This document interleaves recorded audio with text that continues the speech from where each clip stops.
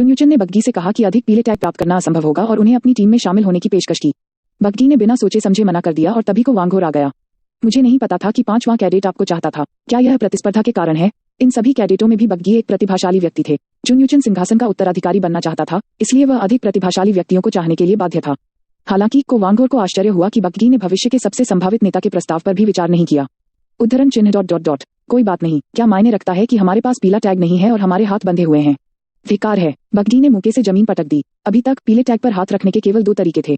एक प्रशिक्षक हो जिनचांग को हराने के लिए था और दूसरा दूसरे समूहों पर हमला करने के लिए उनकी चोरी करना था, लेकिन शेष दोनों विकल्प यथार्थवादी नहीं लग रहे थे। संभवतः ग्रैंडमास्टर स्तर हो जिनचांग को कौन हरा सकता है और उसका टैग ले सकता है, और दूसरा विकल्प असंभव था क्योंकि उनके पास केवल 6 सदस्य थे। अधिकांश समूह अपने टैग की सुरक्षा के लिए टीमों में चले गए, जिसका अर्थ है कि उन्हें ऐसा करने के लिए कम से कम समान संख्या में सदस्यों की आवश्यकता होगी। जा वुमिन, जिन्होंने अभी अपना गुस्सा निकाला, ने पूछा, हम अन्य कैडेटों को कैसे इकट्ठा करते हैं और वही काम करते हैं?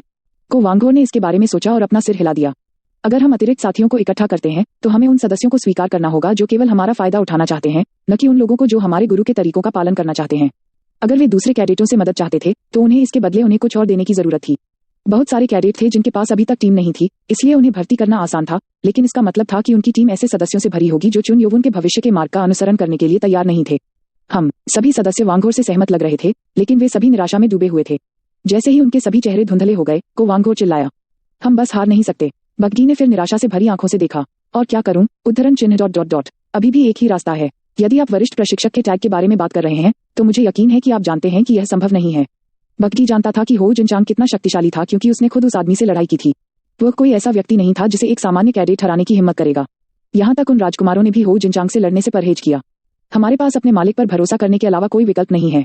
गुरुजी, 7वां कैडेट, को वांगहोर ने सोचा कि चुनयुवुन में ही एकमात्र आशा रह गई है। एकमात्र कैडेट के रूप में जिसने एक प्रशिक्षक का पूरी तरह से मुकाबला किया था, वह हो जिनचांग को हराने की उनकी एकमात्र आशा हो सकती है।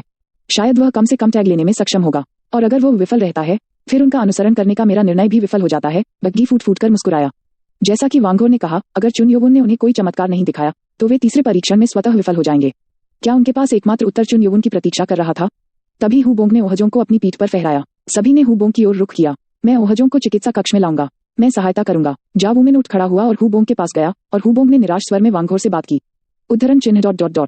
मुझे लगता है कि मुझे यह कहना चाहिए। जैसा कि आपने कहा, मैं किसी और से ज्यादा गुरु पर भरोसा करता हूँ, लेकिन मुझे नहीं लगता कि हमारे मुद्दे के समाधान के लिए उनके द्वारा प्रतीक्षा करना सही है। यदि हम उसके सेवक हैं तो हमें कुछ ऐसा करना चाहिए जो केवल हम ही कर सकते हैं। यदि हमारे पास वास्तव में कोई विकल्प नहीं है तो हमें ऐसे कैडेटों की भर्ती करनी चाहिए जो इसके बजाय हमारे समूह में शामिल हो सकें। हुबोंग के शब्दों ने को वांगहोर सहित सभी को चौंका दिया। वह हमेशा तर्कसंगत और तेज तर्रार था, लेकिन उसने लगभग सारा बोझ अपने मालिक चुनयुवुन पर डाल दिया, बिना इसे महसूस किए।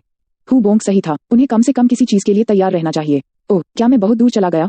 हुबोंग ने कर्कश स्वर में पूछा। को वांगहोर फिर हंस पड़े। हा, तुम सही हो, बोंग। हम सिर्फ अपने गुरु पर भरोसा नहीं कर सकते, उसके सेवक होने के नाते हमें उसके लिए काम करने की पूरी कोशिश करनी चाहिए।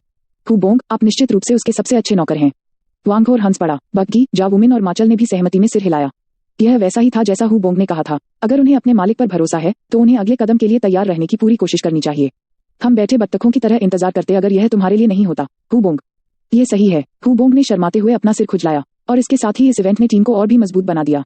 और अगले दिन को वांगहोर, बग्गी, हुबोंग, माचल और जा वुमिन ने डॉम और पूरी अकादमी के चारों ओर छानबीन की, भर्ती के लिए सही कैडेटों की तलाश की। उन्होंने महसूस किया कि इस समय अधिक कैडेटों की भर्ती करना सबसे अच्छा काम था जो वे कर सकते थे, लेकिन यह आसान नहीं था। चुनयुवुन ने एक प्रशिक्षक को हराकर साबित कर दिया था कि वह शक्तिशाली है, लेकिन वह अब जेल में था।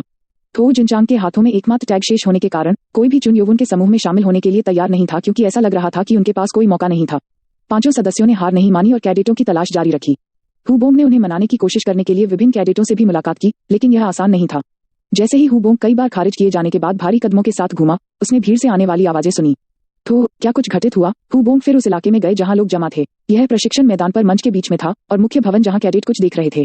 जैसे ही हुबोंग यह देखने के लिए करीब आया कि क्या हो रहा है, उसकी आंख सदमे से बड़ी हो गई। मास्टर, हुबोंग के प्रतीक्षित गुरु चुनयुवुन थे। हालांकि चुनयुवुन भीड़ के बीच में किसी के खिलाफ लड़ रहा था। वह सीनियर इंस्ट्रक्टर हो जिनचांग से लड़ रहे थे।